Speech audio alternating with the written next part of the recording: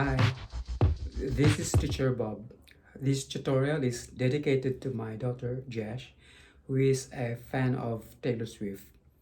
I'm also a fan of Taylor Swift. The basic chords for this song are A major, E major, D major, and C sharp minor. Two of these chords are difficult for beginners as they are bar chords, and these are B major and C sharp minor. Transposing down the chords by two whole steps, we get this new set of chords: F major, C major, G major, and A minor. As you can hear, this new set of chords sound low because I transposed down the original chords. But with this new set of chords, we only have to deal with just one bar chord, which is F major chord. Now, to play at record pitch with this new set of transposed chords, all we have to do is to place a capo at 4th fret. I have this thing where I get older, but just never wiser. I would like to suggest this shape for the shape of F major chord, which is this one. I call this shape F suspended to add 7/A. And this is the position for the fingers. Index finger on the 2nd string at 5th fret, and your ring finger on the 4th string at 7th fret. The 5th string is left open, but the 6th string is a dead string, so this would be the sound.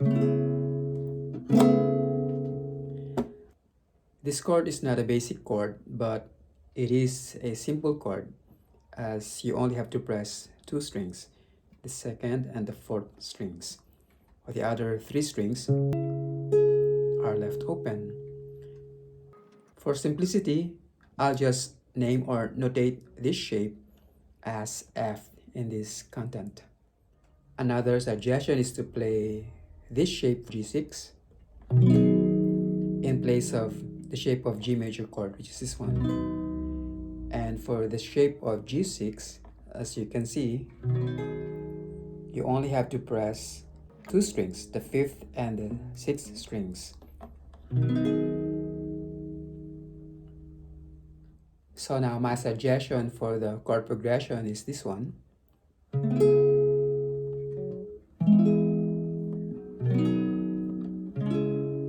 So this is actually F suspended to add 7/A, but for this tutorial, I'll just notate it as F for simplicity and for clarity.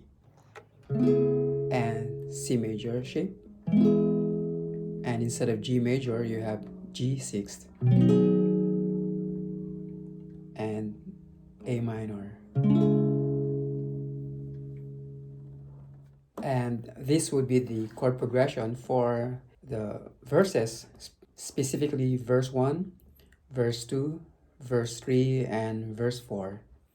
But for the chorus and instrumental parts, I would like to suggest this chord progression: F, C, G major 6th or G6, and instead of A minor, we have A minor 7th.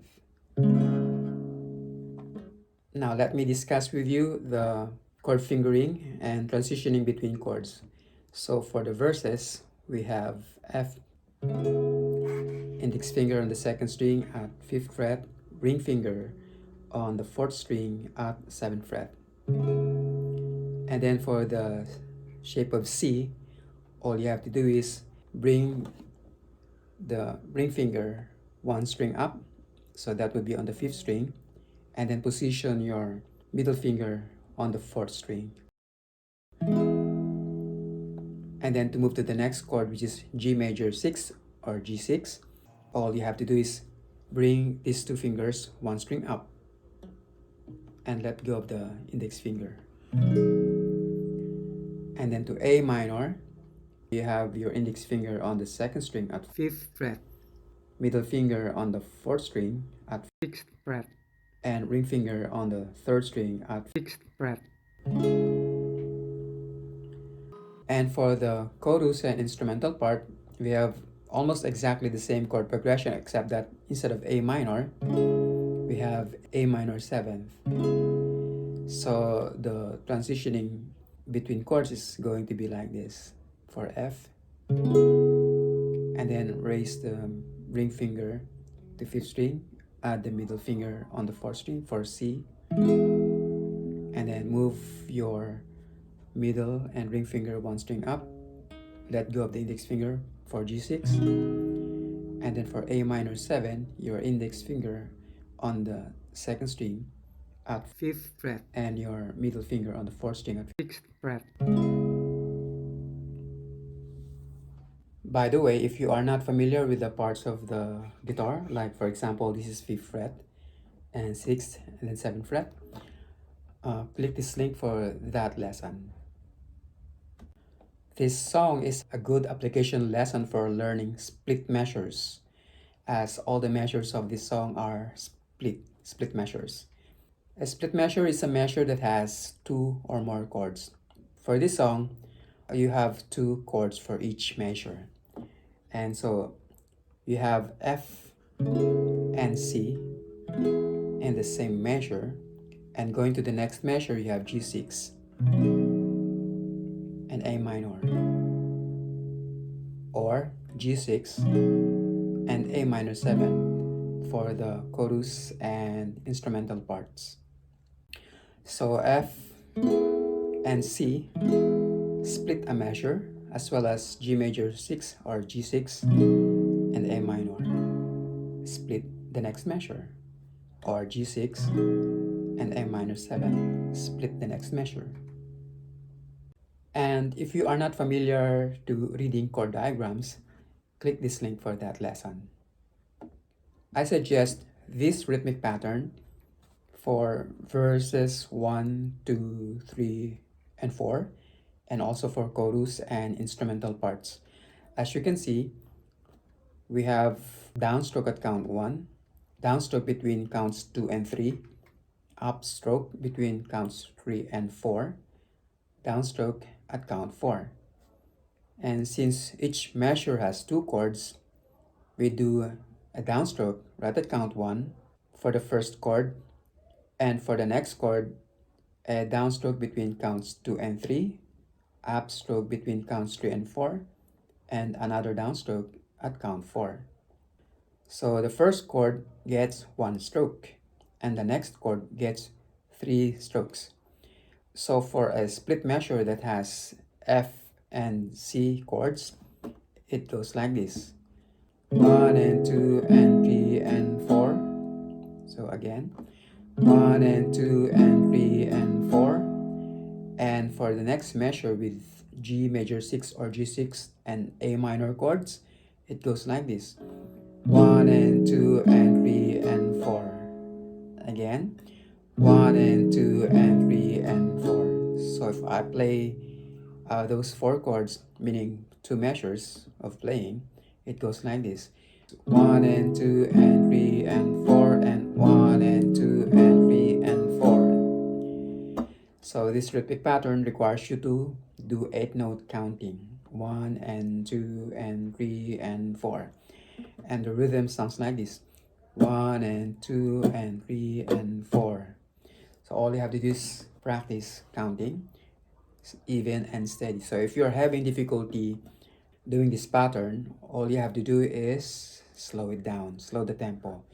1 and 2 and 3 and 4, and 1 and 2 and 3 and 4, and 1 and 2 and 3 and 4. And you can actually play the song with more complicated or aggressive pattern like this.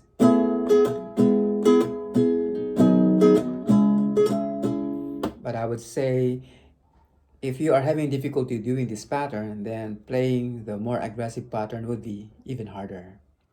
So before you try to attempt to play this song with more aggressive pattern, master this pattern first.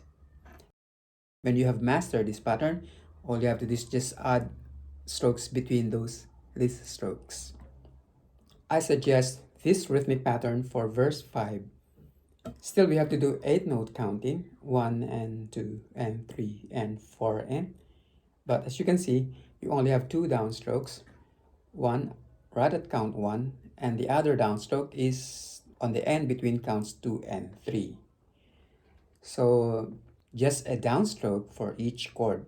So for F and C in a measure, it goes like this: 1 and 2 and 3 and 4 and going to the next set of chords, or on the next measure, we have G6 and A minor, 1 and 2 and 3 and 4 and. So it's just a single downstroke for each chord.